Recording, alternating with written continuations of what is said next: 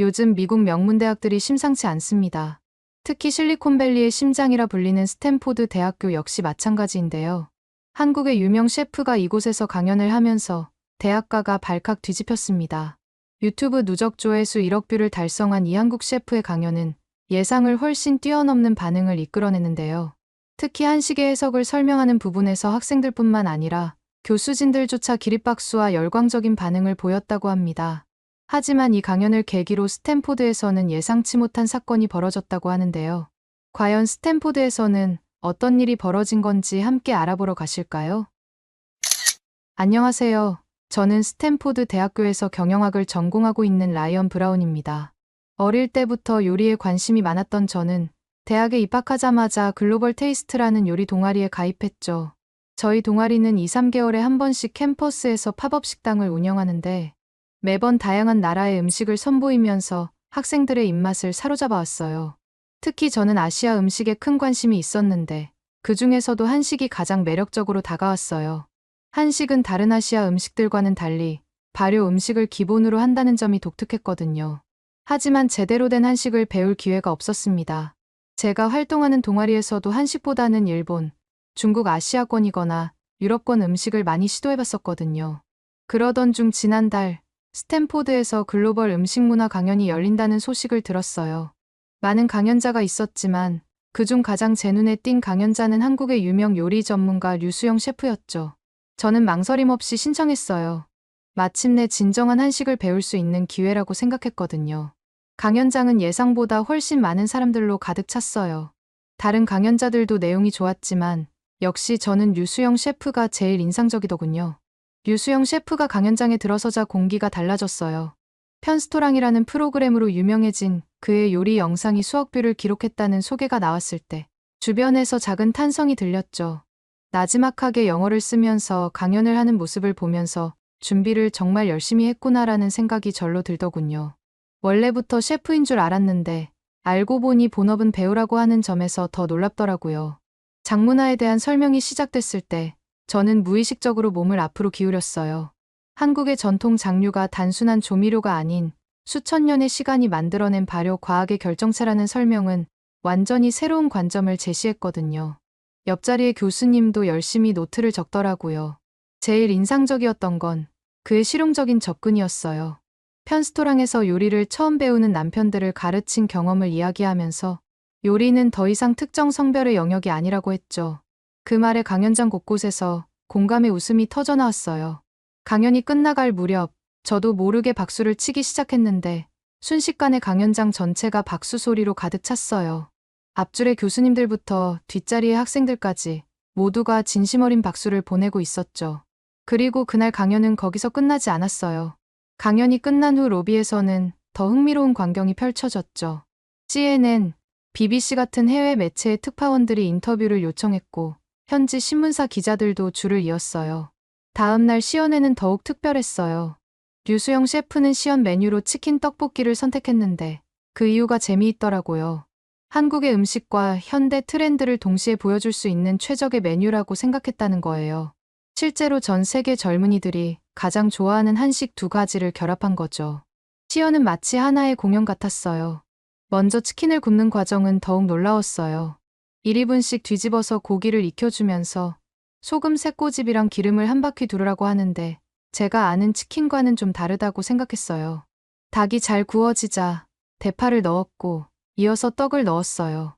닭기름과 파기름이 떡의 속까지 잘 스며들도록 해야 된다고 하더라고요. 양념 소스를 만들 때는 정말 많은 재료가 들어갔어요. 고추장을 베이스로 하되 다진 마늘은 물론이고 설탕과 간장, 케첩까지 정말 다양한 재료가 들어가더군요. 여기서 소스는 끝이 아니었는데요.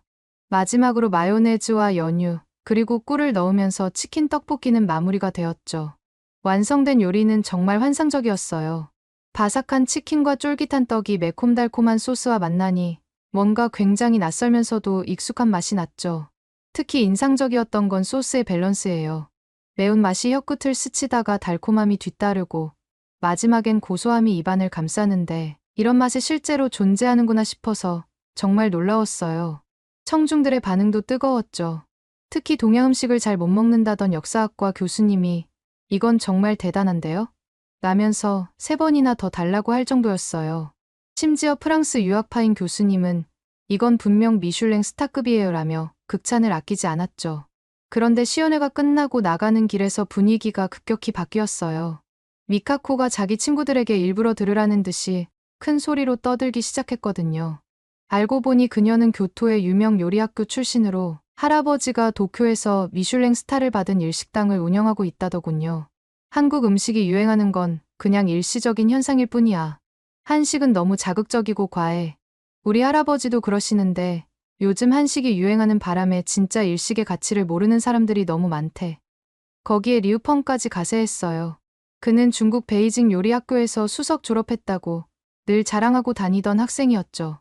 이날따라 유독 말이 많았어요. 사실 한국 음식의 뿌리는 다 중국에서 왔잖아. 발효 음식도 장류도 다 중국이 먼저 시작했어. 치킨 요리도 원래는 중국 당나라 때부터 있었던 거고 한국은 그냥 따라한 거지. 특히 리우펑의 말에는 뭔가 불순한 의도가 느껴졌어요. 두 사람의 태도는 단순한 음식 문화 비평을 넘어서는 것 같았어요. 미카코는 일본 음식의 우월성을 주장하면서도 한식이 최근 일본 음식의 인기를 위협한다는 것에 대한 불안감을 숨기지 못하는 것처럼 보였고, 리우펑은 마치 공식적인 임무를 수행하듯 한식의 정체성을 깎아내리는 데 집중했죠. 미카코와 리우펑이 저러는 것도 한두 번이 아니긴 하지만 오늘은 가만히 넘어갈 수가 없더라고요. 저는 최대한 침착하게 대응하려 했어요. 감정적으로 대응하면 오히려 손해일 것 같다는 생각이 바로 들었거든요. 대신 제가 알고 있는 팩트들을 하나씩 짚어나갔죠. 미카코, 뉴욕타임즈 이번 달 기사 봤어? 맨해튼에서 가장 예약이 힘든 레스토랑 탑5에 한식당이 2곳이나 들었더라. 제가 차분히 말을 시작하자 미카코의 표정이 살짝 일그러졌어요. 이어서 리우펑을 향해 말했죠. 중국이 원조인지 뭔지 나는 모르겠고, 솔직히 음식의 기원을 그렇게 하나하나 따지는 건 의미가 없다고 생각해. 피자가 이탈리아에서 시작됐다고 해서 뉴욕 피자의 가치가 떨어지진 않잖아. 중요한 건 그 음식을 얼마나 발전시키고 재해석했느냐는 거라는 걸 왜 모르는 거야? 제 말이 끝나기가 무섭게 리우펑이 발끈했어요. 너 말이 너무 많은 거 아니야? 여기서 제일 어린 주제에. 미카코도 가세했죠. 서양인이 무슨 한식을 그렇게 옹호해. 일식이나 중식처럼 완성된 음식을 배우는 게 당연한 거잖아? 그때 마침 시연회에 참석했던 요리계의 하버드대학교 출신의 교수님이 지나가시다가 대화를 듣고 멈춰 서셨어요. 방금 전 시연에서 보여준 치킨 떡볶이는 정말 훌륭한 퓨전 요리였어요. 인정해야 되는 건 인정해야 발전이 있답니다. 교수님의 한마디에 미카코와 리우펑은 순간 말을 잃었어요. 하지만 그들의 눈빛에서 이게 끝이 아니라는 걸 직감적으로 알 수 있었죠. 실제로 그들은 이후 더 큰 문제를 일으키게 되는데 그건 팝업 식당을 준비하면서부터였어요. 한식 시연회 이후 저는 곧바로 동아리 정기 모임에서 이번에는 한식 팝업 식당을 열면 안 되냐고 제안했어요. 평소 저희 동아리는 이탈리안이나 멕시칸 음식을 주로 했는데 이번에는 뭔가 특별한 걸 해보고 싶었거든요. 더구나 요즘 캠퍼스에서 K-팝과 K-드라마가 인기를 끌고 있어서 타이밍도 좋았죠. 제 제안에 가장 먼저 반응한 건 저희 동아리의 에이스로 불리는 한국 유학생 유정이었어요. 유정이는 서울의 한 유명 요리학교를 나온 실력자였죠. 평소에도 한식의 현대화에 관심이 많았던 유정이는 제 아이디어에 적극적으로 찬성했어요.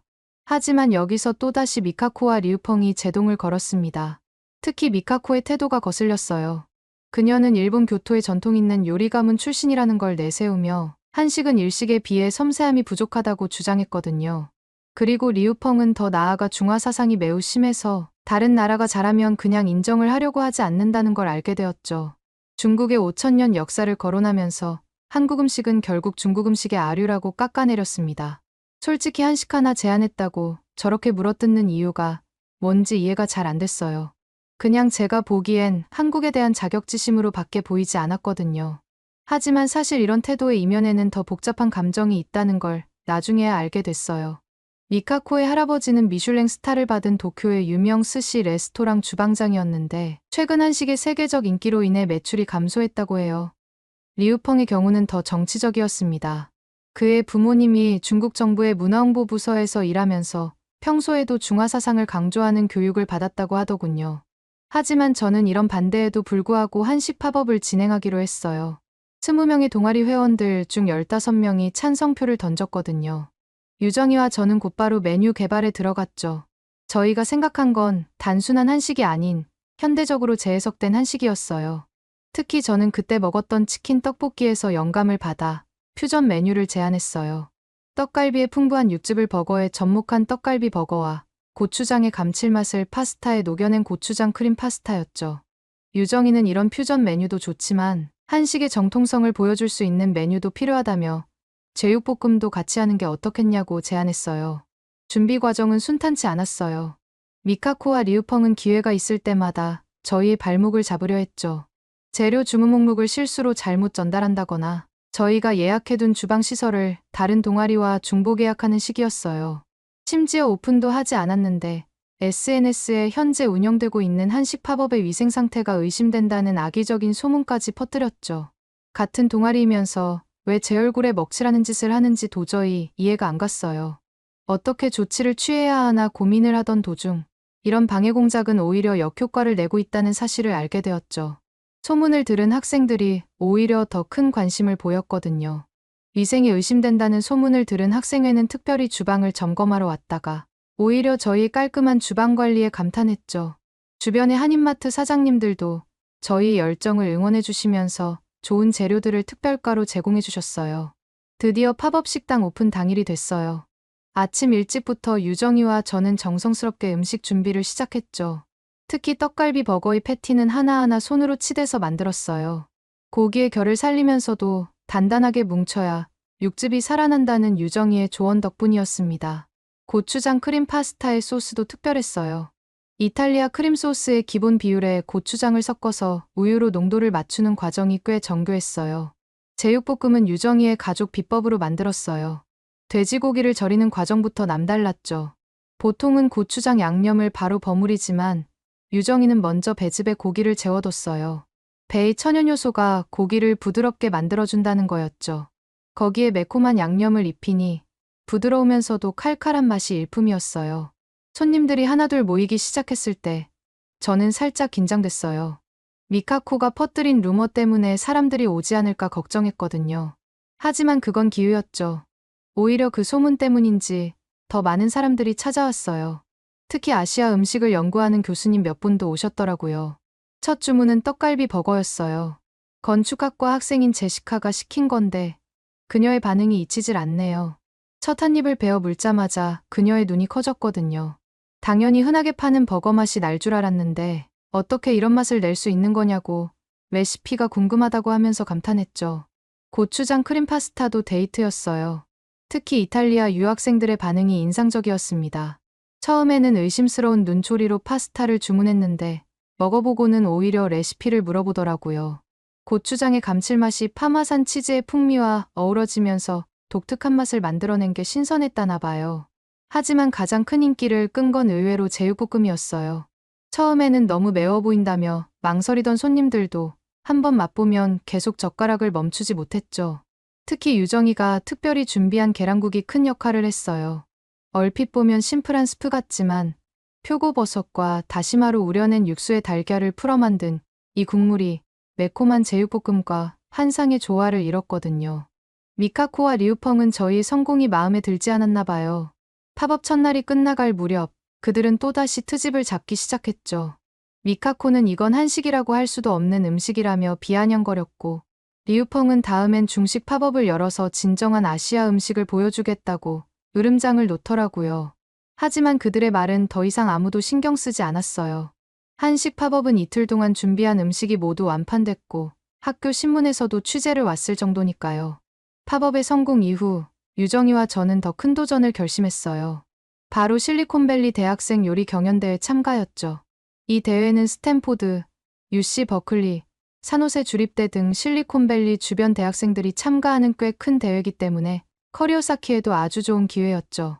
특히 올해는 전통과 혁신이라는 주제로 열린다고 해서 한식의 가능성을 보여주기에 완벽한 기회라고 생각했습니다. 예선전은 의외로 쉽게 통과했어요. 저희는 김치 리조또를 선보였는데 심사위원들이 깜짝 놀라더라고요. 김치의 시원한 맛과 리조또의 크리미한 맛의 조화가 완벽했거든요. 게다가 김치를 잘게 다져서 넣었기 때문에 서양인들도 거부감 없이 맛있게 먹을 수 있었습니다. 그런데 놀랍게도 미카코와 리우펑도 예선을 통과했어요. 그들은 각각 일본과 중국 전통 요리를 현대적으로 재해석한다는 콘셉트를 내세웠죠. 하지만 저는 그들의 눈빛에서 순수한 경쟁 이상의 무언가를 느꼈어요. 딱 봐도 저희를 꼭 이기겠다는 집념 같은 것이 느껴지더라고요. 본선 1라운드의 주제는 전통 요리의 재현이었어요. 저희는 고민 끝에 불고기와 백김치를 준비했죠. 단순해 보이는 선택이었지만 사실 여기에는 깊은 전략이 있었어요. 불고기는 서양인들도 쉽게 접근할 수 있는 한식이면서 동시에 한국의 전통적인 조리법을 잘 보여줄 수 있는 음식이거든요. 백김치는 매운맛이 없어서 서양인들이 거부감 없이 먹을 수 있으면서도 한국의 발효 문화를 완벽하게 보여주는 음식이고요. 유정이가 불고기 양념을 만드는 과정은 마치 연금술 같았어요. 배와 사과를 갈아 넣어 단맛을 내고 거기에 양파, 대파, 마늘의 삼형제를 더하고 간장의 짠맛과 참기름의 고소함으로 맛의 균형을 맞췄죠. 고기는 최상급 찹스테이크를 골랐고 결을 따라 얇게 썰어서 양념이 골고루 배게 했어요. 백김치는 더욱 특별했어요. 유정이의 할머니께서 직접 가르쳐 주신 비법이 있었거든요. 사실 이 백김치는 한국에서 흔히 불리는 백김치가 아니라 김치를 물에 헹궈서 배즙에 일정 시간 동안 담궈놓고 양념을 추가로 하는 거였거든요. 그리고 무채를 넣을 때 배의 단맛과 무의 시원한 맛이 조화를 이루도록 비율을 맞추는 시기였습니다. 반면 미카코와 리우펑은 이상한 선택을 했어요. 둘이 합작해서 스시 딤섬이라는 이름의 퓨전 요리를 만들겠다고 거죠.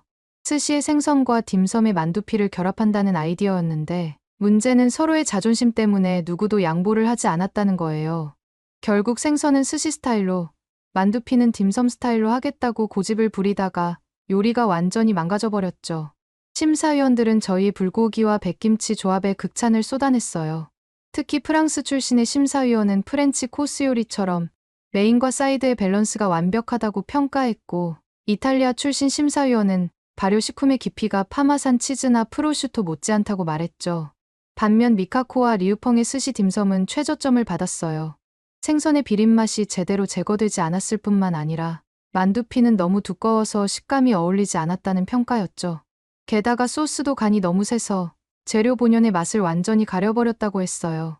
사실 저는 이때 심사 결과를 보고 깜짝 놀랄 수밖에 없었어요.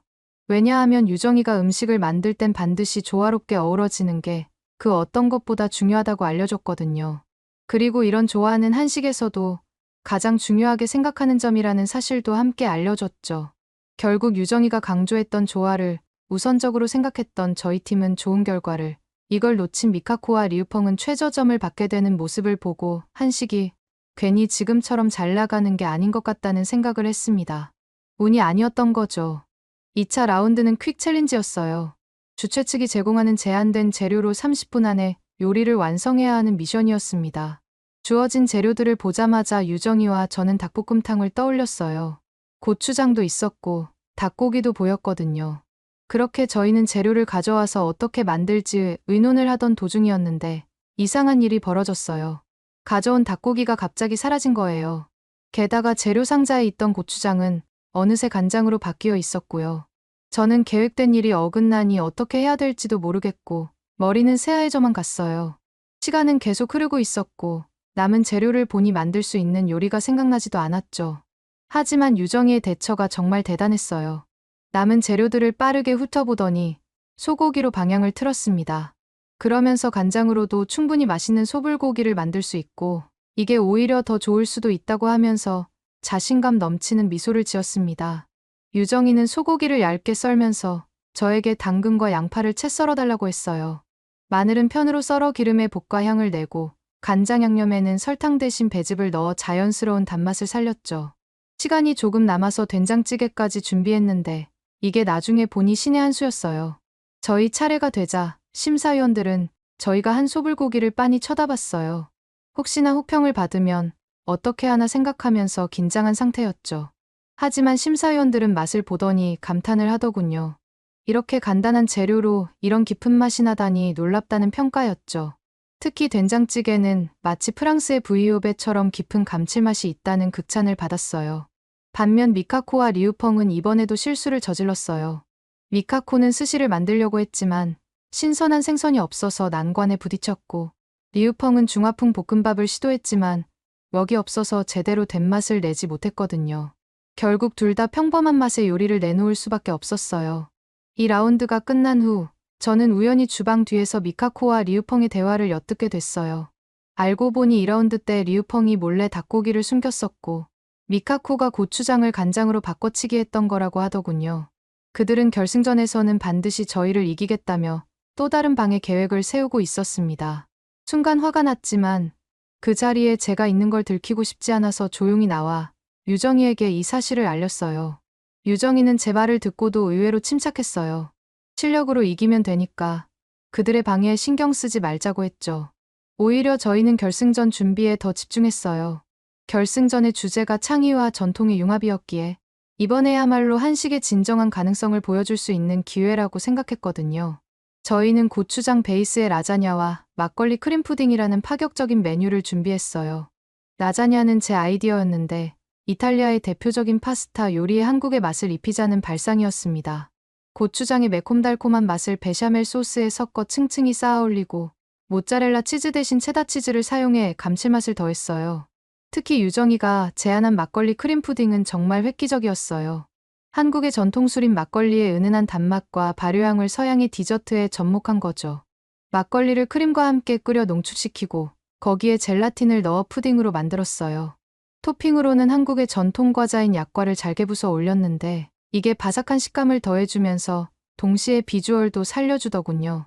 미카코는 이번에도 스시를 선보였지만 너무 욕심을 부렸어요. 스시 위에 프랑스 푸아그라를 올리고 이탈리안 트러플을 가미하는 등 여러 나라의 고급 식재료를 한꺼번에 사용했죠. 하지만 결과적으로는 재료들이 서로의 맛을 망치는 결과를 낳았어요. 심사위원들은 이런 고가 재료로 어떻게 이런 요리를 만들 수 있냐고 재료의 본질을 완전히 잃어버렸다고 혹평했습니다. 리우펑의 실수는 더 심각했어요.